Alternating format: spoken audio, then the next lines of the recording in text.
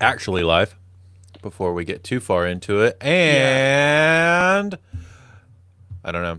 Are we it good? says it right There we go. up there for me. So yeah, I don't think that they can see it, but it's No, right there. I'm just making sure in YouTube It's Studio right that it's there. like actually going to it because last time we had Oh, last time was a issues. it was a crapshoot Yeah. for whatever reason. My camera died. The stream dropped twice. That was a whole thing. Um Brooks, happy Tuesday, my man. How are you today? Happy Tuesday. Freezing. It is Dude, so it's cold in supposed to my snow room. here this I weekend. You know know that. that, right? That's what Brad was talking about. I don't. Oh man, I'm supposed. Dude, it's supposed to be like for us bad. Okay, so for context for everybody else out there in the world who is not in the southeast, um we don't get snow that often, and when we do, it's mainly just like ice. Like it's just like impacted ice that freezes over or something like that. This weekend we are predicted to get about 8 or 9 inches of snow, at least where I live. Yeah, And for us, that's a this is a freaking lot. We normally only get like maybe two. yeah. I am actually. I gotta think about that because I'm supposed to be scheduled to travel several hours I to. don't think you are. Well, they have to make that call. I gotta reach out. I'll have my people Yeah, talk to their you people, talk to their and people. my people will talk to their people, and Exactly. I will find out. Yeah.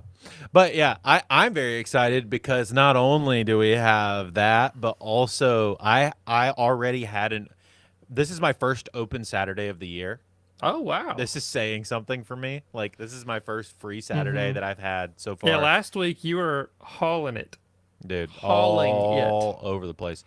And then the week before to start the year, it was also crazy. So this week's He was been pulling a Brooks. a little more chill. Yeah. Thank goodness. Literally and Yeah, literally and figuratively. yeah. But I'm also excited because like I'll actually get to play with my son on Saturday, which will be really nice in the snow. Oh yeah, that's He so hasn't sweet. seen snow in like 2 years. So Some of the best memories that I have growing up are snow days. I remember when I got the flu so bad one time. I was mhm. bedridden for like 2 weeks and I just couldn't go anywhere. And it snowed outside. And my sister was really little at the time. And I remember her throwing, because also in the South, our snow is not like super fluffy and like this typical No, snow you think like I of. It's said, usually it's like more frozen it's more sleet. compacted ice than Yeah, anything. yeah. Yeah. But she made a compacted ice ball and chunked it at my window, which I now have a blackout curtain over, thank God. So the lighting should be consistent all the time. But yeah, I've got Broke some your I window. feel like we've all got some pretty good memories and bad memories of Sure. snow, but Sure. Well, or ice or Brooks, sleet, but whatever. speaking of memories, this is a memory for me, but a more recent thing for you. You finally played Expedition 33. There's a stream on your channel if people want to go check it out. There's a stream on your channel of you playing the first Literally the first hour. hour and some change. Yeah, Yeah, hour if you and some minus all change. the setup and everything, it's the It's first essentially the hour. prologue. Yeah. It's essentially the prologue. You essentially play the prologue, which is the hmm first like roughly hour of the game. Uh, okay, so I need your initial thoughts just after that stream, and then you've played it a little bit more since then. So I want to hear your initial thoughts. I'm like way further deep into the game than you are at this point. Oh, for sure. I'm almost at the end of Act Two. So Yeah. I need to hear your initial thoughts on the prologue. Also, first of all, Emily is saying trash take for something that I made that we'll be talking about. Oh yeah, We'll be posting that later, yeah. but it's the short Yeah, that yeah, yeah. I sent it to her last night. Oh, nice. So thanks Emily. But so the first hour of Expedition 33, I haven't played much past the prologue, hmm but the takeaways that I have are what? So Story uh, wise, it's all story basically. Like it's yeah, all story it was takes. awesome. It was like I love visually everything looks really Oh, nice, dude, it's gorgeous. very stylized. Um, Very reminiscent of like Final Fantasy games. the story so far, which granted it is extremely difficult for me to do blind runs of games Yeah, yeah. um live to stream it. I rarely do that anymore. There are some people that are I kind of excellent talked at you it. into doing the first hour, but mainly because like I knew what it was gonna do to you, and then so I was like, Yeah. you gotta stream at least the prologue, like Yeah, blind. that's fair. I got through it and I have so many questions. Like Yeah. Oh, dude. Yeah. And I still have questions. it's one of the most effective prologues I'm of any game I'm that I've about played. 40 hours into this game, and I still have hmm questions. Like, okay, so this is not going to be a spoiler for people who haven't played the game because it's literally like the first hour. Yeah, yeah, yeah, When you begin the expedition, I'll even be vague about it. When you yeah, yeah. begin the expedition, there's something that happens, and the characters don't even know what's going on. And Yeah. they're supposed to know. They're supposed to kind of be familiar with the expedition and the They got no risks clue. and the stakes. So, kind of. You learn later that they're essentially blind running this thing too. Yeah. Yeah. So, but I was under the impression that I understand that there are going to be things that it would Yeah. make sense that there are things that they don't know, There's a but lot that they don't also, know. Yeah. but also Because I felt like very they few had enough people of a ever come grip on back. it. Yeah. Yeah. But it was crazy. I think the combat is really cool. It's pretty simple, but I love the concept of being able to dodge and parry. So, yeah, this is a big thing that I wanted to talk to you about as a dude who's currently playing a more traditional turn-based RPG. You've been playing a lot of Dragon Quest. Yeah. And so, which is way more like your normal turn-based, like By action the books, yeah. item choice type thing, not less interactive in the combat. Yeah. It's more traditional, like old school RPG. This, I want to get your thoughts on the way the combat system works, because honestly, to me, I love the story. I think that actually the turn-based combat system, the way they do the dodge parry stuff, is my favorite part. It can be very It's sick. frustrating, but it's and very difficult.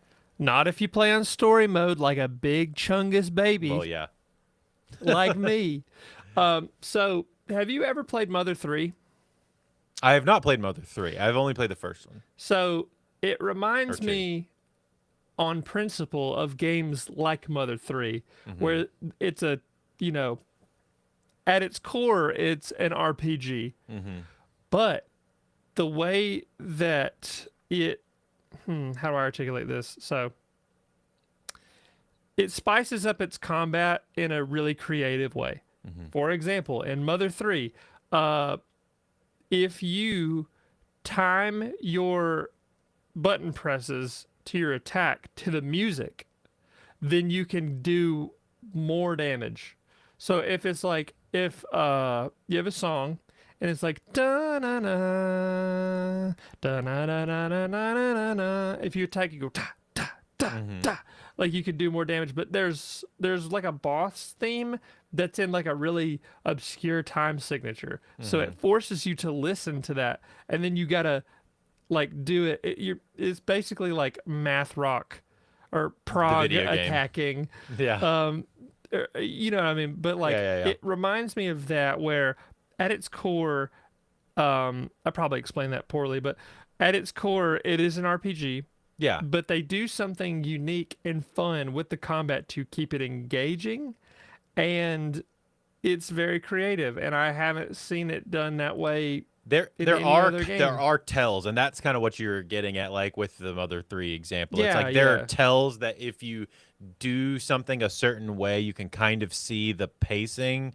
And like once you get in my opinion, once you get the first like dodge or parry, you kind of like start to understand the flow of the attack and like how the timing is Yeah. kind of. Now I will say Later game, the way they get around that is they will feint you like crazy, and it is I'm sure super it's annoying. It I'm is sure it gets insanely tough. annoying because It they'll do these like linger moves where they'll like hesitate and then hit you, or they'll do these things mhm. where they'll go to attack and then swing over you and then Yeah. come down, and it's like you think like based on previous uh instances of combat, like it'll super fake you out. You know where else they another great RPG that does that is Paper Mario 2. Oh yeah, the timing So thing. yeah, you can time your attack depending on what button you press. You can Hmm. either guard or you could do damage to them, but the timing is harder to do Well, damage back. And if you attack and you hit buttons like midair, you can hmm gain style points. So oh yeah, that's I true. think it's so cool that I think it's cool when RPGs do that. When they know, okay, turn based is kind of old. It's kind of Most dated. everybody has moved to action RPG outside of like Dragon Quest Right. And even Dragon Quest has some very, elements. very like surface level action RPG that you can move Yeah. in combat and Hmm. then you can attack. But it's very minimal. But yeah, I know what you're saying, and you're right. So I think it's really cool when RPGs do that, and I'm excited to keep playing to see how much I enjoy it. 100%. I will say the games that you're referencing, Mother 3 and Paper Mario, are in the RPG landscape some of the most legendary games of all time. And Yeah. the fact that like Expedition 33 is already kind of getting compared to that, even to you who's barely played the game. Yeah. Like, it's already getting compared to that. And then story wise, it's very Final Fantasy esque. It's like, Hmm. those are legacies in the genre. It's kind of cool that it's already there. And obviously, it's there for a reason. It is a very good game. A lot of people love it. It won a bunch of awards and all this kind of stuff. It's super cool. I think you're going to love it. Hmm. Um, but I don't want to wax on too long about that game. I just wanted to kind of, if people want to check it out, they want to see Brooks' reaction to the first hour. If you've played the game, you know what happens in the first hour. And if you don't Yep. care about spoilers and you want to see Brooks freak out to the first hour, it's on his channel. You should go check it out. The link will be in the description for that. So you should go check that out.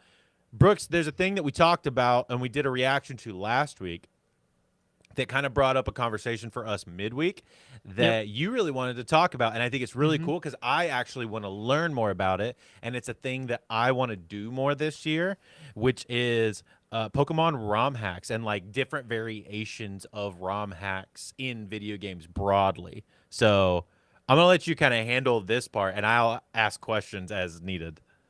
So, wow, where do we even begin? I'll start with some of the ROM hacks that I've played that I've enjoyed in the past. Yeah, I would love some basic Um, recommendations.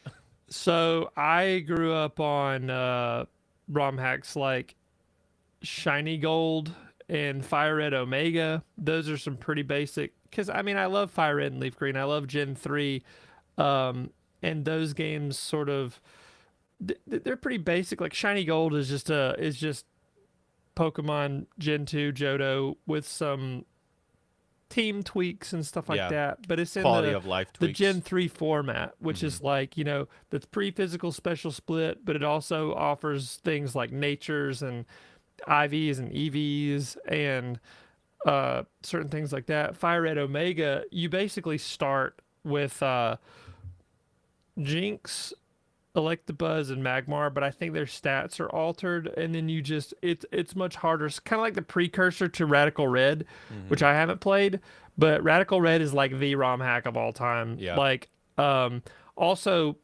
I'm friends with a lot of the PokeTubers. I've worked for a lot of them, and they are to this day. I think some of them are still nuzlocking Radical Red in Hmm. specific ways and certain things like that. S- Um, So maybe just to start it out, because as I was thinking about it, as you're giving some examples, let's describe to those who aren't in the know about what this is, about what is a ROM hack, and like specifically with Pokemon, we'll use Pokemon as the example, but mhm. just knowing that like there are very famous Zelda ROM hacks, there are very famous Mario Yeah. ROM hacks, but Pokemon I is the ones that I see the most. Yeah. as well, and they're probably the most popular in that genre. So let's talk about like what a ROM hack is, kind of what defines that. Yeah, and you make a good point because when I hear ROM hack, I immediately think Pokemon. Mm-hmm. But ROM hack, I mean, I've played a Zelda. There's a Link to the Past and Super Metroid combined randomizer, and Mm-hmm. you play through both games at the same time.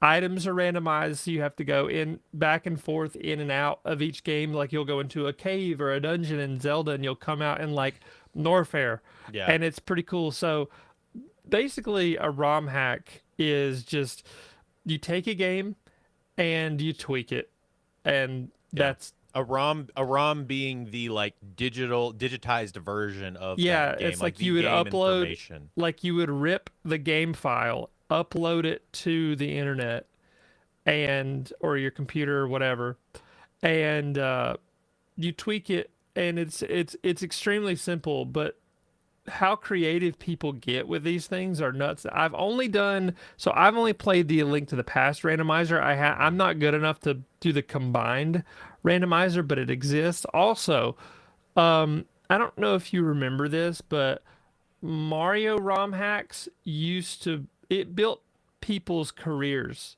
Oh and yeah, like yeah, early YouTube Let's Play, like yeah, early the 2010s, like the so, like Kaizo levels and yeah, stuff were Kaizo like, Mario is one of the yep. most If you've popular. ever heard of a Kaizo Mario level, like that would be considered a ROM hack where you've like tweaked the I still level. see him now. So I don't think it inspired Mario Maker, but Oh, I Mario do. Maker is I do. like I think 100% did. the I think reason Nintendo said, "Oh, these people are making a living and money off of essentially building their own levels that are insanely hard and then trying to beat them. We'll just make a game that is that, and so that people aren't messing with our IP in a way we don't yeah. like." See, now that would be giving Nintendo too much credit, which I will not be doing because fuck them. And also they hate emulation and all that stuff. They Yeah. hate tweaking their games, Which is why I think unless they do it. which is why I think they did it. So maybe. I mean, Yeah, I'm yeah. not gonna say that there's a 0% Sure. possibility, but like knowing their track record and how much they ignore that, and they're just so out of touch when it comes to that kind of stuff, I highly doubt it. But I'm not gonna say that it didn't happen. But yeah, ROM hacks. There's so many cool ones. Like also, a ROM hack is different than like a fan game. So there's like Pokemon Uranium was a very Yeah. popular fan game, but it wasn't a hack. It was built from the ground up. Hmm. So it wasn't. Its own code, its Yeah, own it was its own sprites, thing. Yeah. So I get those confused Well, because it is hard to tell a lot of the time. yeah. Well, I think because Radical Red might. I don't know if it's built from the ground up or not, I think but it it uses is the base heavily code. based on Gen 1. Hmm. But like Gen 3 Fire Red, like that's what it's Yeah, based yeah. on. But I don't know. Let's look this up. Let's learn in real time. Was Radical Red a ROM hack? Let's see. Yeah, like Radical Red is like one of the highest regarded ROM hacks ever made. But it is a ROM hack. Yeah. They didn't build it from the ground up. Like there's, uh, you know, the fan games are that way, and there is the distinction Yeah, to be made for between them. sure. Also, the entire Nuzlocke The idea community of Nuzlocke, yeah. has been greatly enhanced and has benefited immensely Well, from ROM hacking. and I because, think me and you talked about this over the phone the other day, where it's like Yeah. technically by definition, because I think in my definition of a ROM hack, it's like playing a game outside of the intended way it was meant to be played. yeah, Technically, a Nuzlocke is a ROM hack, but like a non-modified ROM hack. Essentially. So it depends. So you can do a Nuzlocke. You can do an organic Nuzlocke where Yeah. it's like I'm just gonna play the base game on.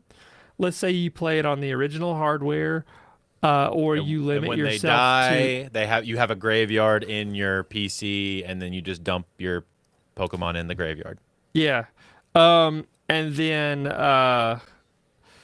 you could use a randomizer Mm-hmm. and like totally rework the way that the game works. Like you can do a lot of cool stuff. Like you could change specific rules. You can randomize their natures, their moves, their Mm-hmm. locations, spawns. You can tweak it to where you could force trade evolutions by like level 40, which is cool. I always do that Mm-hmm. because you can't trade on that. Or you could just make it stupid difficult if you want to, but it limits you from Pokemon like Machamp or Gengar or Alakazam, and they're really good Pokemon to have. So, but it's up to you whether or not you want to do that. And that's the cool thing about ROM hacking is like you can literally, if you're smart enough and you know what you're doing, you can tweak a game and make it any experience that you want, and you could make it as hard as you want.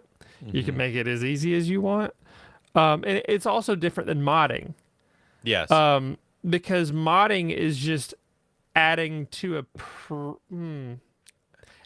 it feels like it feels weird when I would say modding is adding a layer on top of the base game, but not yeah, inherently changing the base yeah, game. I it's would consider close. a ROM hack like altering the base game.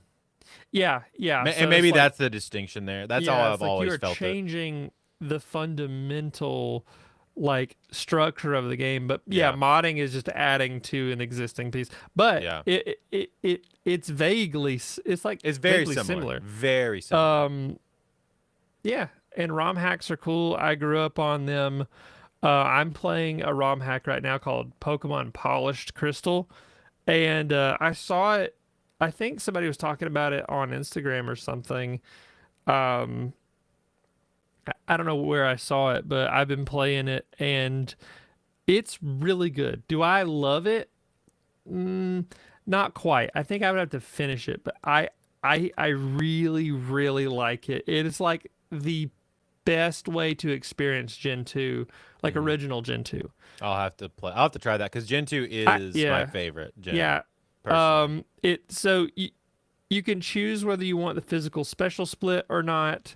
You could choose how like you gain experience. You get Pokemon like Leafeon and Sylveon and stuff Hmm. like that that was not originally. They have updated sprites for characters and for Pokemon and like they have extended content in the game. Like there are places you go in the game that are not in the original Crystal. Like trade evolutions, there's something called a link cord, and you give it to them, like a Pokemon like Kadabra, then you get Alakazam. Or if you have a metal coat, you could give it to Onyx, level them up once, and now you have Steelix. So it it's And you also get shinies, don't you? yes. Also, not only do you get shinies, but there are variations of color palettes for Pokemon, and they're not shiny. I I saw a Geodude that was more blue than like brown, and I was like, "What the hell is that thing?" Yeah. And I thought I missed a shiny, but no, it's just. And you could turn that off. You can toggle that if you want Sure. to, but the best part about this is like the quality of life jump from the original Crystal to this is like unmatched. Like you play this, you won't be able to go back to the original because you're like, oh my god, I want to play Polished Crystal. Now Hmm. it's actually challenging too.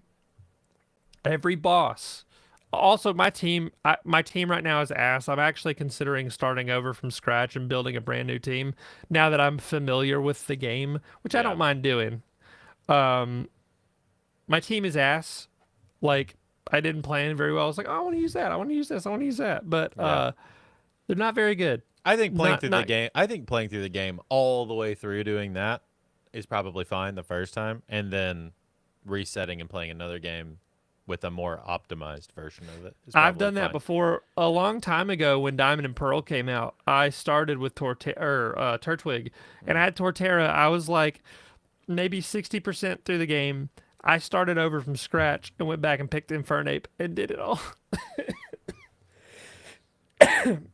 See, that nearly killed me now. So Yeah, yeah, yeah. I'm And still you're still I'm still residual, haunted by that. I love Turtwig. I love Torterra.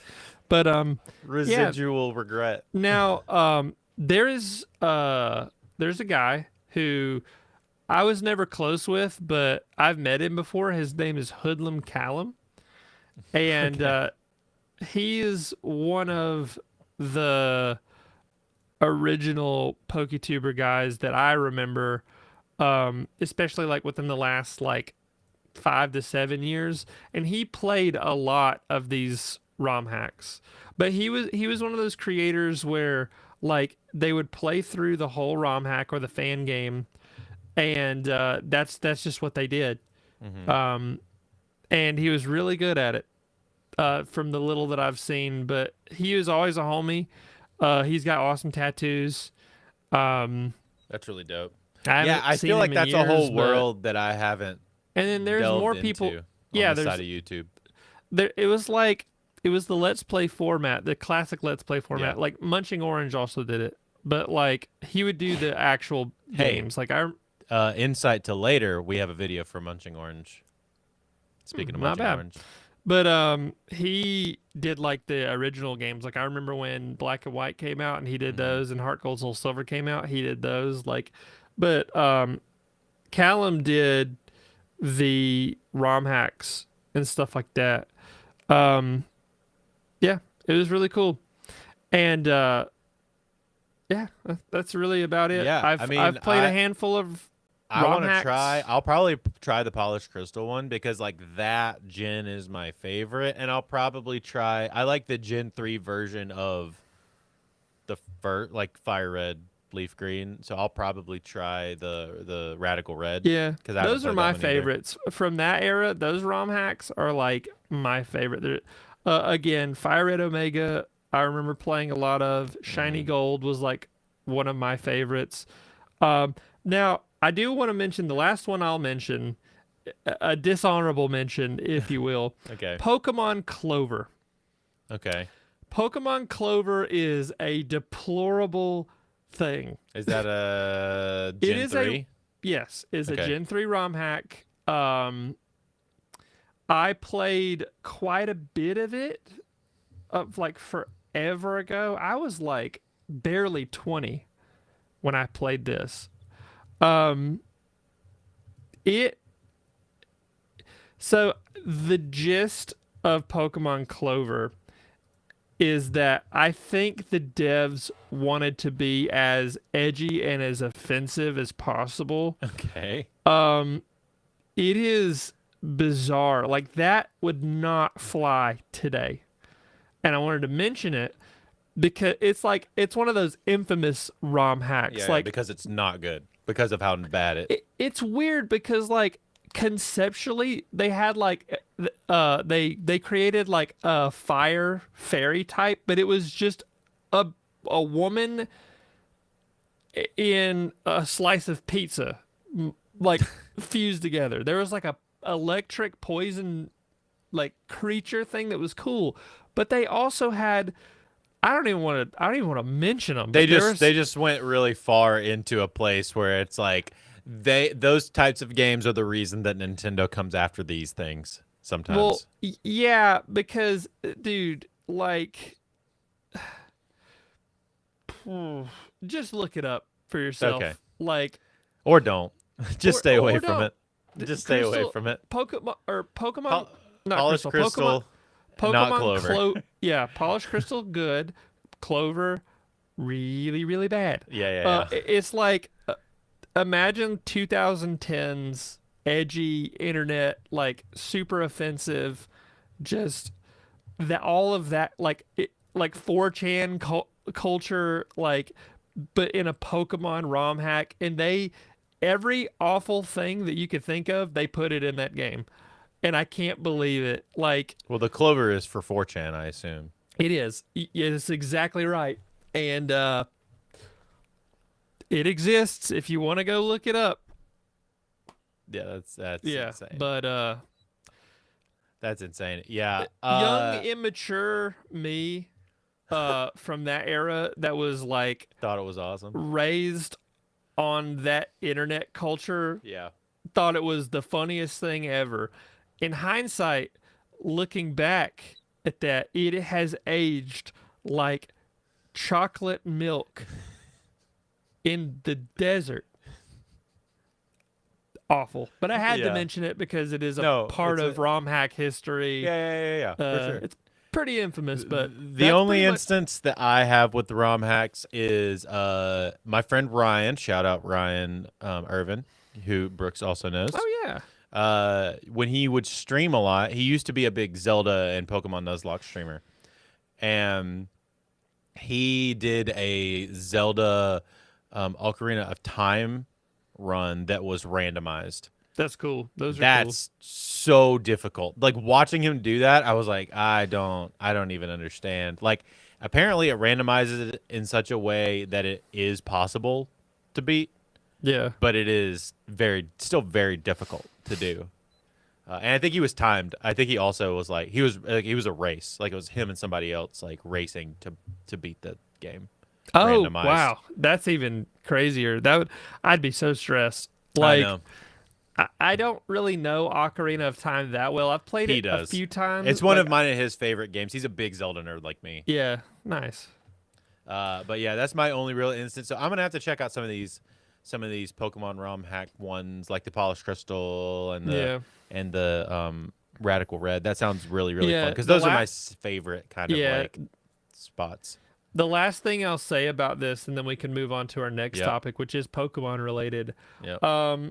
I love ROM hacks. I think there's a place for them. I think that it just proves how much it kind of just proves the strength of a community and how people like we love Pokemon, we love Mario, we love Zelda, we love Metroid, we love these like classic games, and some people are content with those like myself. Like I'm not a one that really likes to be challenged too heavily when it comes to video gaming, but like some people really like that and they're like, I love this game so much, I want more, I want more. It's just it's so sweet.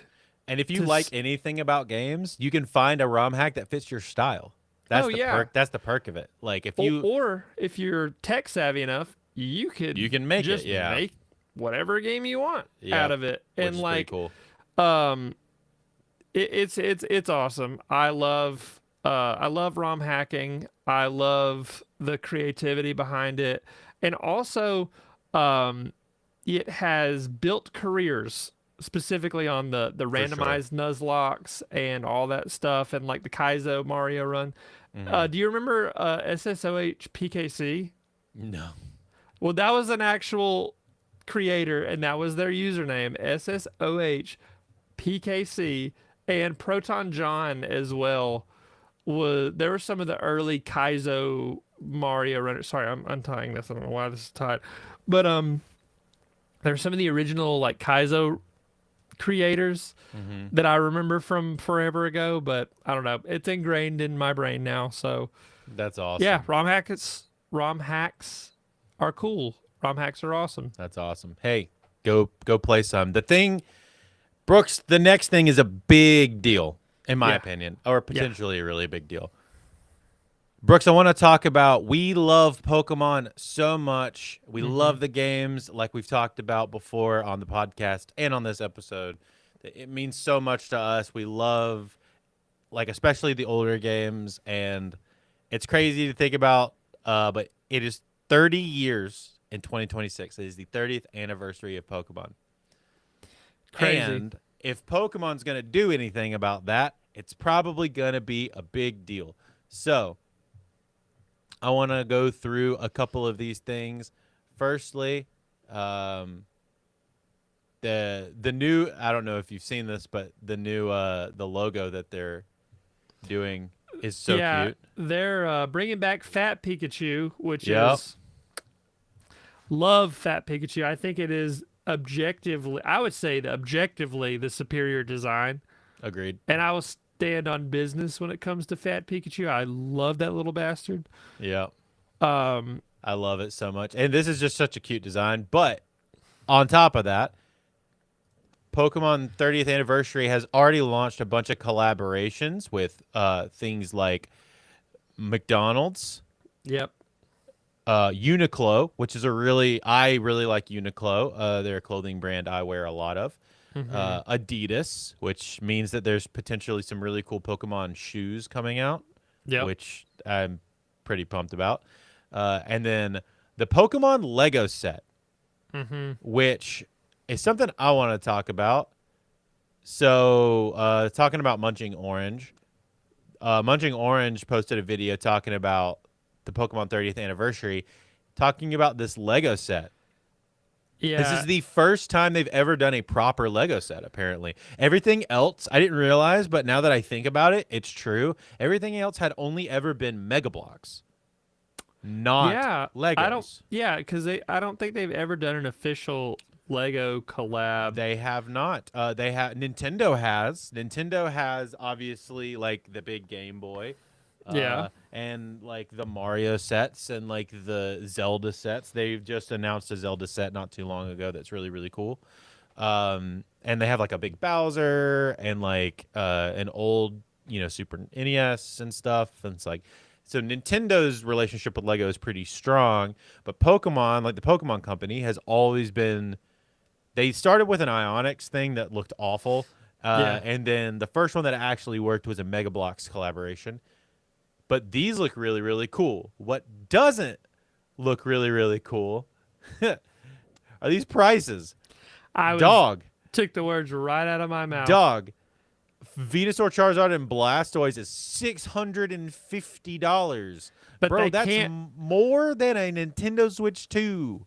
Andrew, you don't understand. They still can't put. They still can't put voice acting in their games. They have to do this, so maybe whatever Gen 9 or Gen 10, 10, whatever the 10, yeah. the Gen 10 will have voice acting if you buy all the Lego sets. You will buy all of the Lego sets for hundreds of dollars. And the problem is like these You look dumb so bastard. sick. These look so You sick. chump. You are a fool. If you actually buy them, I'm happy for you because I think they're awesome. No, they look But- so awesome. Like I'm jealous. I do not have the disposable income to drop $650 Oh, yeah, on neither that do I. set. I have to, Now I will say the one thing they have this Pokemon Center, this mini Pokemon Center that you can't actually buy. It Ooh. costs 2,500 points. But if you notice, huh?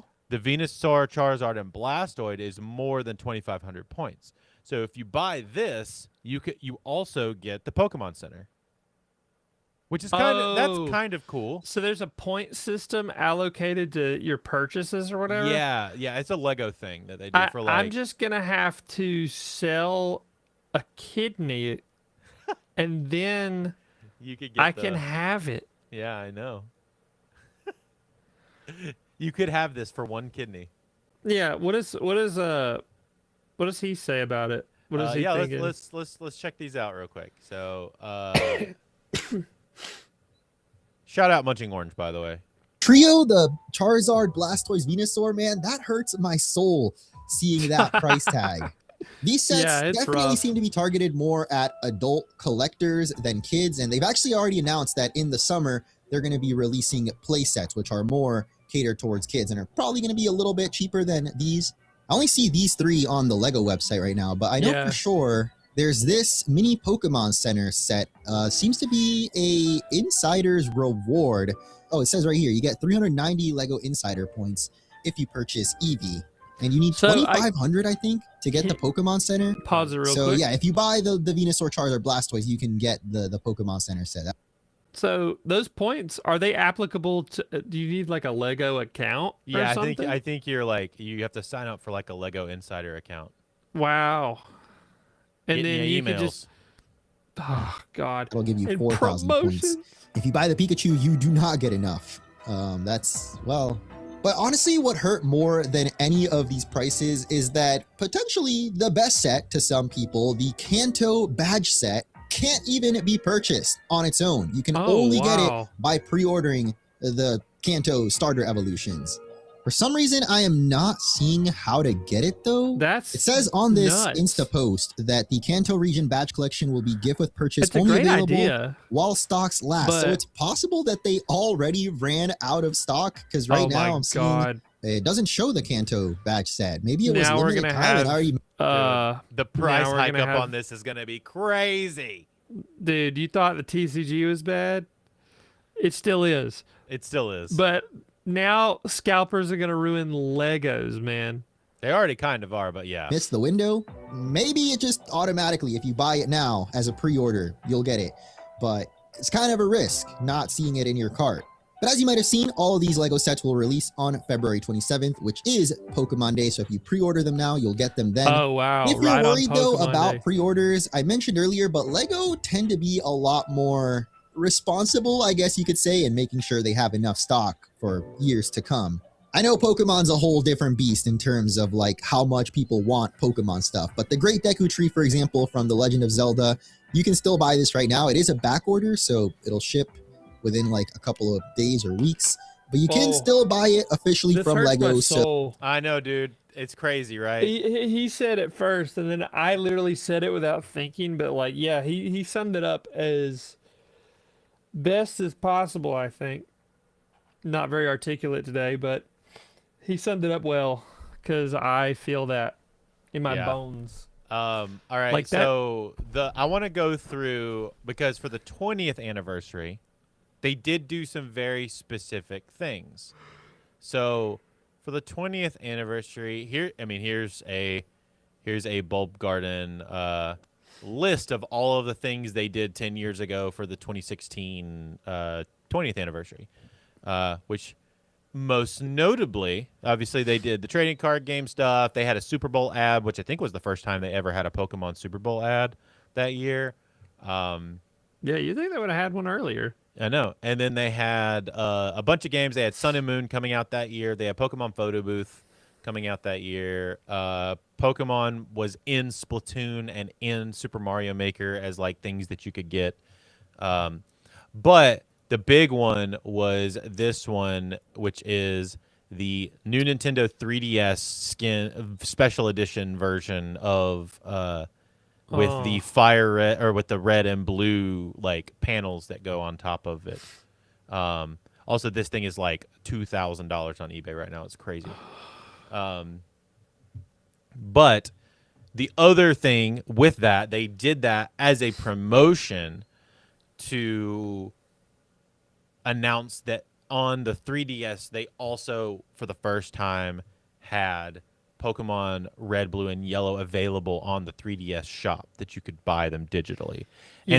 And this special edition came with Red and Blue pre-installed on the game system for you.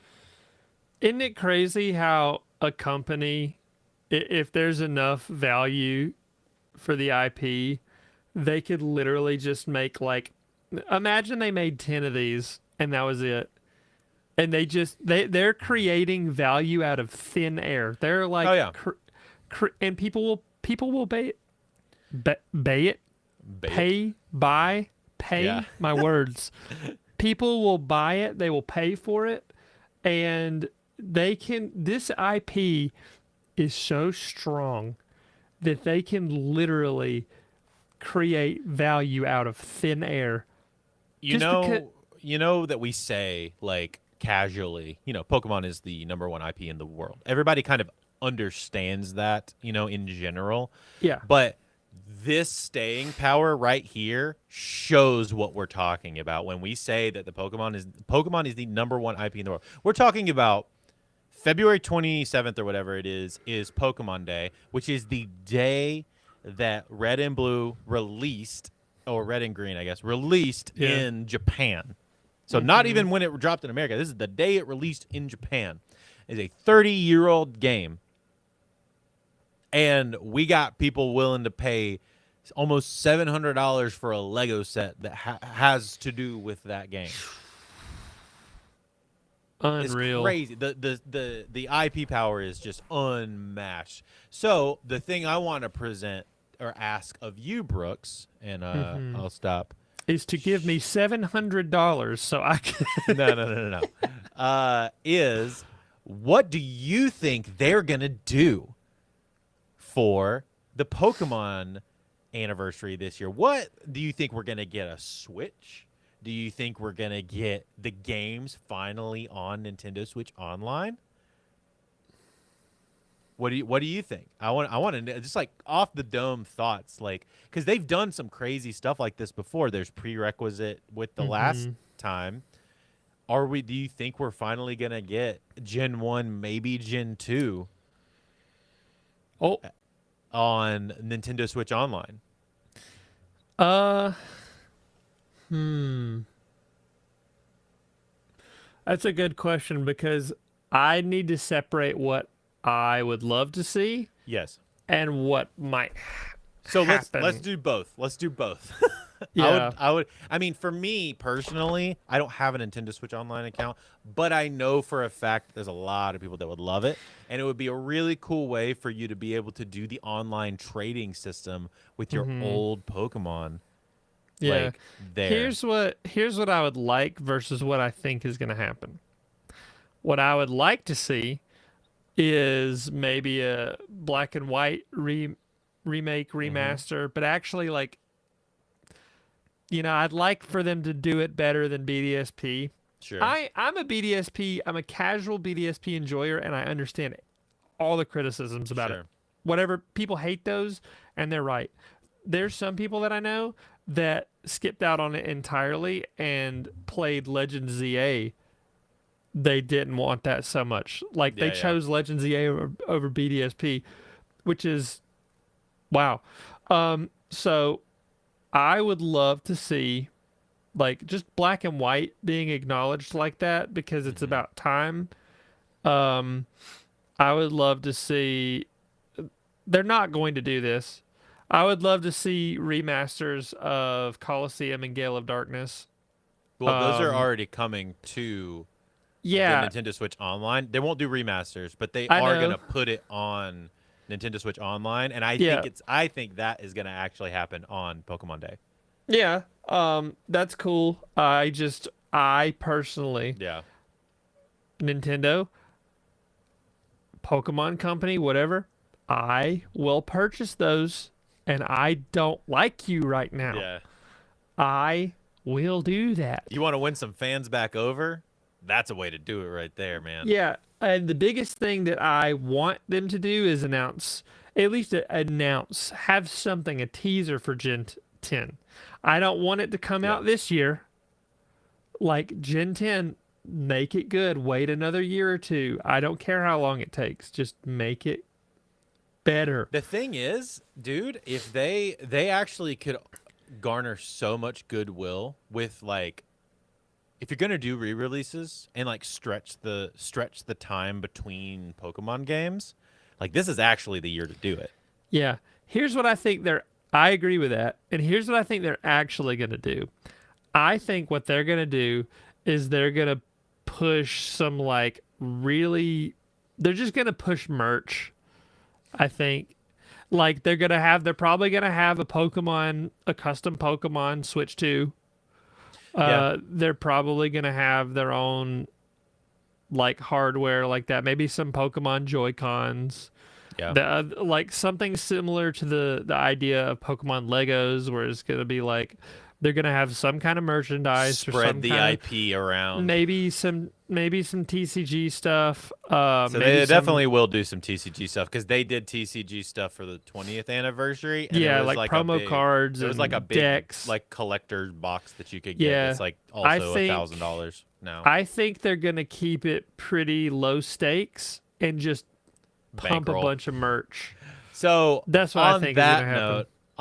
Here's what I would like to see, and then I have something really funny I think we could read through. So what I would like to see is, obviously, I don't think they would ever do the Gale of Darkness thing, mainly just because it's already coming. They already know that that's coming to the GameCube side of Nintendo Switch Online. So that's already been confirmed. The Coliseum and all the Stadium stuff has already been confirmed. So, but what they have, I think Stadium's already on Nintendo Switch Online. The cool thing about Stadium that you can do that they haven't tapped into yet, and this is just me being like real, Charlie conspiracy theory here stuff right now. They've been sitting on Pokemon Stadium just existing on Nintendo Switch Online.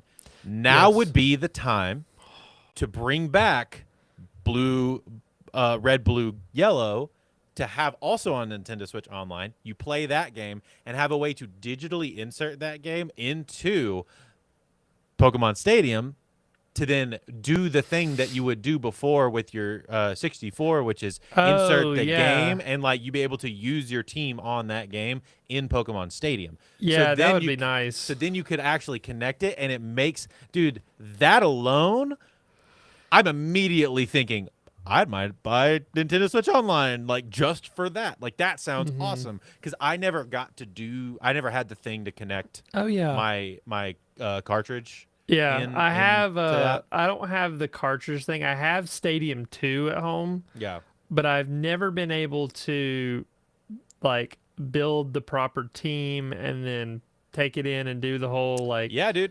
You I can always use actually, rentals like, and using crush. rentals in that game is brutal. Yeah, it's really, really difficult. It's actually on near impossible to win using rentals. It's like very I mean you got to be skilled to know what you're doing, but it's a lot of luck. It's like I got to get the RNGesus has to pull through for me. Yeah, for sure. You're basically relying on criticals, which is like super rare. At That that and also point. just like if they have 4 Pokemon, you just got to make sure they have the worst three, like the worst combination of three, Yeah. because they'll send out three and it's a 3v3 single Yeah, battle. yeah. But there's yeah, kind it's of So, a but lot I'm of luck hoping involved. that not only will they do that, but then they will be able to, through Nintendo Switch Online, with the updated wireless system and all the new stuff that they've been doing for Nintendo Switch Online, be able to allow you to then trade digitally across your Switches, not having to be near people, but just with your friends online. That's kind of like the most ultimate version of those old games. Fully realize I would also love it just as like an extra thing if they would update everything to a, obviously not a Brilliant Diamond Shining Pearl like type thing, but like a good version of that upgrade for Gen 1 would be awesome. Yeah. Just something like that. They've already done it, I know, with Gen 3, the Gen 3 model update, but like that went over so well. Yep. You know, that's a lot of people's favorite version of that game. If they update it again, give it the 2D, 3D thing that Square Enix does all the time, and dude, I would love that so Dude, much. seeing a Pokemon game in the 2D, dude, you know what would be crazy? That'd be awesome. Here's a wild thing that they'll never do, but if they did it, I would absolutely Good graces would go abound for you. Yeah. crazy.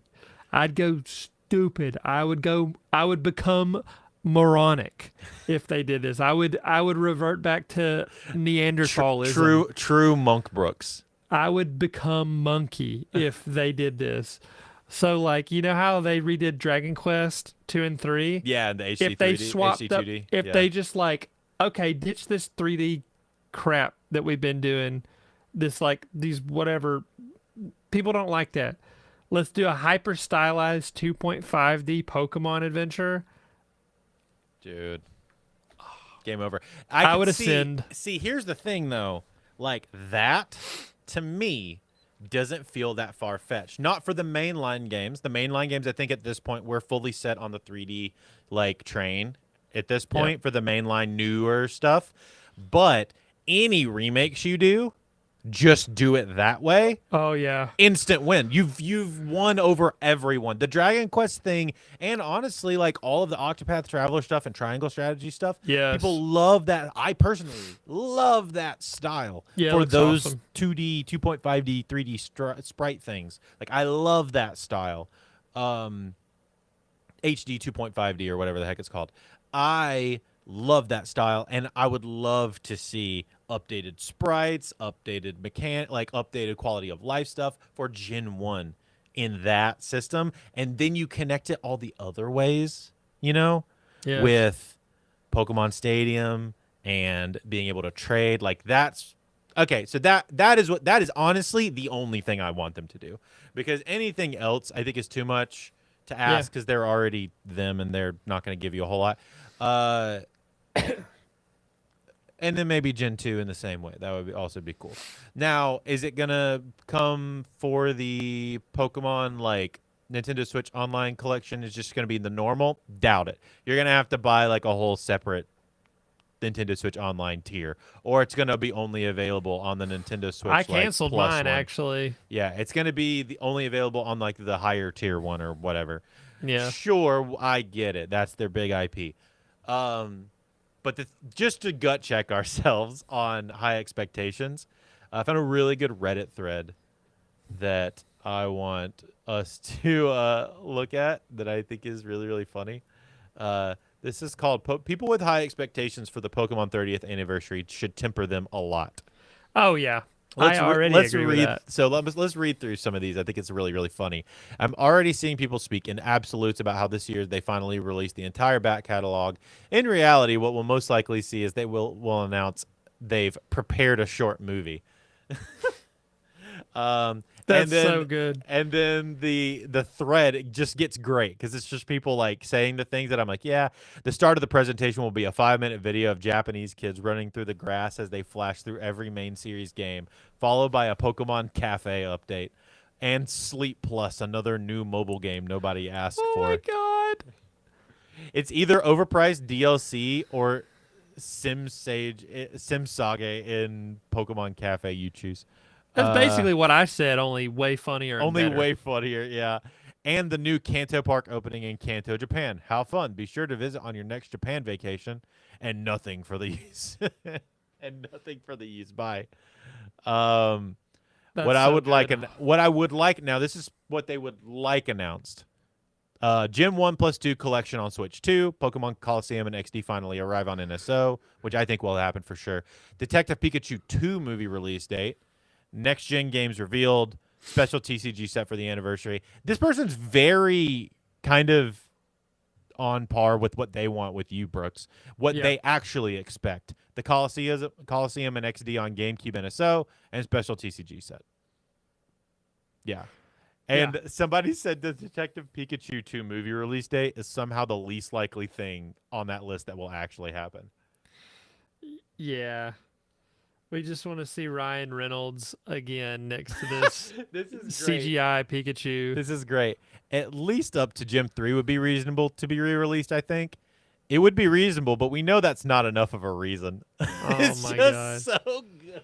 Or what if they make stuff that's like stuff that people would never ever think of, like they make a Pokemon but like a courtroom drama. It's imagine Pokemon Phoenix Wright, Oh, yeah. but they just do like it's just that, but Pokemon's version, and then they can do it because they're Pokemon. But if they did it first, Yeah, I then think they would sue you into oblivion. Yeah, for sure. I think I agree with you, though. I think and a lot of these other people are also kind of in agreement that, like, they'll probably get a Gen 10 reveal of some kind. Mm-hmm. No release date. I think it's going to be a teaser at most. Maybe kind of like what we got the first time, which is like just a real world teaser, and then like I think we got the original 3, but not fully. It was just like in a poster or something on the wall. Yeah, you know what we're not going to hear? We've considered your feedback. We've listened. We hear you. You're right. It's like as if you asked like AI or something that's like, "Hey, could you do something for me?" And they're like, "Okay. I see where you're coming from. Okay. Let me check my sources and I'll figure out what I can do." Yeah, that's It's definitely like, not going to happen. Yeah, it's like for that. sure. That would basically be the Pokemon company being like, "Okay, I see what you're saying. We've heard your feedback. We know some of you are upset. No, never. That's Let never me going to happen. let me let me do some digging and see if I can find an answer for you." And I'm like, Yeah. Yeah, "Bro, yeah. just do it. You know what you need to do. You just have to Yeah. do it." Yeah, that's funny. No, I mean I am kind of excited because I think that the Gen 1 thing, if of any of the possibilities, obviously Gale of Darkness and Coliseum coming to NSO it's already been announced it's going to happen. Gen 10, I'm not excited about it, mainly just because it's just like I'm I feel like I'm gonna be more disappointed than anything. I literally couldn't care less. The thing I and am that's the worst potentially- way to feel. I about know. it. The thing I am potentially excited about it is the Gen 1, Gen 2, maybe even Gen 3 stuff coming to online, and what the way that happens. I know a lot of people will just be happy, not me. I am not people, but a lot of people will just be happy if they just get it on Nintendo Switch Online, and maybe it connects to, Pokemon Stadium and Stadium 2 or whatever.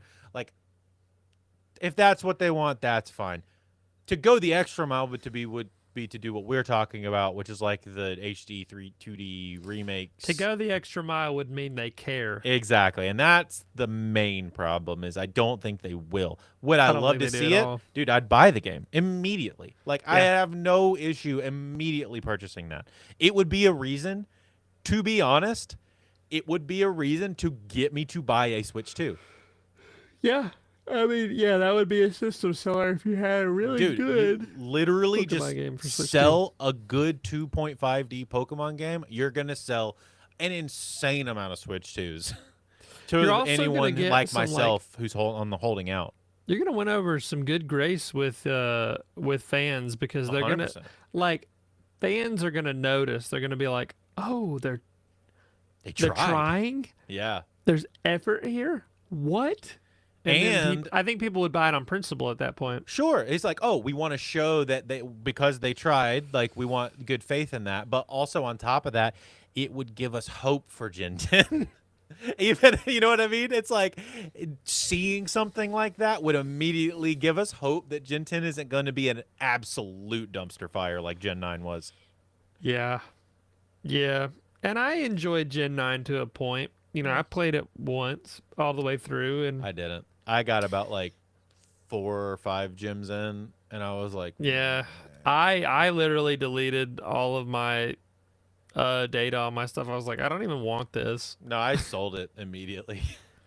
I I don't sold it blame you. when I sold it when what did I think I sold it when Tears of the Kingdom came out. I sold it and traded. We have a store in town.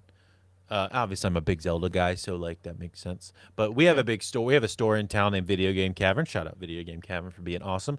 They will allow trade-ins, and then I can use the credit towards new games. Good. So Good. You I did the can- right thing. Yeah, that's what I do is repurpose my games for stuff. Real quick, we got Emily said before she left I'm going to be purchasing an ROG Ally X this year, Yep. which is very exciting. Mainly because the price will go down because of the Xbox One. Yeah. Frankie just got a handheld too that I'm They're kind of like awesome, dude. I'm looking at right now and I'm like Dude, as she a- got one that as was a- like a portable one that was like she could fit it in her purse or whatever and Yeah. I'm like I kind of want to do that cuz the I guy like as someone who like this year has been fully transitioned over to the Steam stuff away from the Nintendo things. I'm loving my Lenovo Legion Go S, dude. Good. It is the most comfortable thing I've ever held in my life. Easily plays every game that I could possibly want. And I even got the lower powered one. And like it doesn't play imperfectly, but it like but it does what you need. Also Tristan, what's Yeah. up Tristan? Tristan said the DLC was peak the for DLC for Scarvy. Scarvy, yeah. Which I did know a lot of people that liked those, and I do know a lot of people that played the Nintendo Switch 2 update for Scarvy and enjoyed it a lot more because it fixed. Now, to be honest, like it's things that should have been fixed in the first place, but Yeah. I'm sure. But the Scarvy update for Nintendo Switch 2 did like make the game good, like actually good, which is fine. I'm more mad at them at this point because it took them 2 years by that point to actually get that out. I did hear that the DLC was really, really good though, Tristan. I know a lot of people because they came out with 2 different DLCs if I remember correctly, and a lot of like because they were doing like the raid battle stuff, and I know a lot of people really enjoyed that. Yeah. But yeah, hey Brooks, you got anything else you want to talk about when it comes to Pokemon 30th anniversary? I plan to be disappointed. I think what we should do for the Pokemon 30th anniversary, Brooks, is combine the two worlds, and we should play a Nuzlocke together, or some sort of like we should co-play some sort of like ROM hack or something. That is a really good idea. That sounds really fun. We could do our own Nuzlocke. Yeah. Because I have the randomizer and stuff. I can make it happen. Yeah. Oh my god, That sounds so fun, doesn't it? That's a really good idea, and have it like a series on the podcast That'd channel. be so fun. Yeah, I think that would be awesome. There was something that I was gonna say to end off this podcast, but I'm gonna keep it $1.50 with you. It's gone. I don't know where it went. You got slippery. You got slippery brain, dude. Dude, that's an understatement, and everyone who knows me knows that. Facts. Well, how about this? We'll say this. Would love to hear some feedback from you guys about potential Patreon or pay stuff. We want to do some extra content, but it's some things that we're trying to figure out in the back end. There's some people that we want to talk to for interviews that we want to bring to the podcast. We discussed that, I think, either 2 weeks ago or something like that. Yeah. Some fun stuff we want to do. We'd love to hear some comments below if you've made it this far and you care about what we do here on Things We Like. I think it would be super fun to hear some feedback from you guys, as well as thank you for watching. Make sure you're subscribed while you're down there. Drop a like and a comment.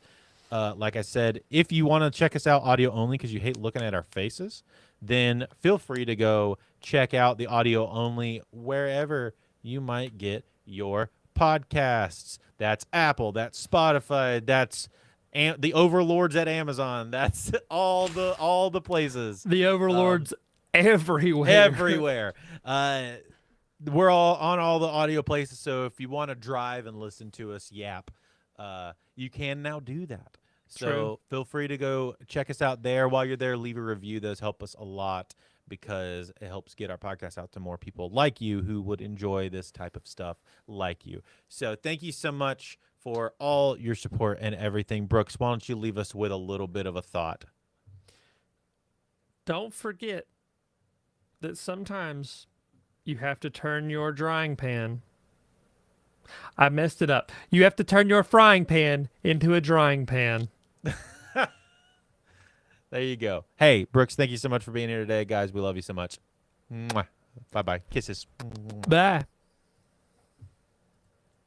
That's a Brock quote, by the way, and I totally flubbed